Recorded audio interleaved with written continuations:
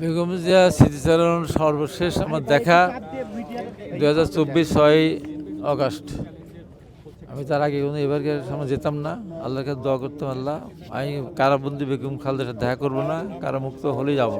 ওই জন্য কারামুক্ত হয়েছেন। আমি সর্বপ্রথম সিনিয়র নেতৃত্বে গিয়েছিলাম, আমার অনেক গল্প ওনাকে বললাম, উনি বললাম সব জানি। আমার মাঝখানে যে সমস্ত কোর্ট বা বিভিন্ন জায়গার সর্বশেষ জিজ্ঞাসা করলাম, ম্যাডাম আমি তো কালকে পাবনা যাবো, জেলা বিএনপির আহ্বায়ক, তা আপনার নির্দেশনা কী?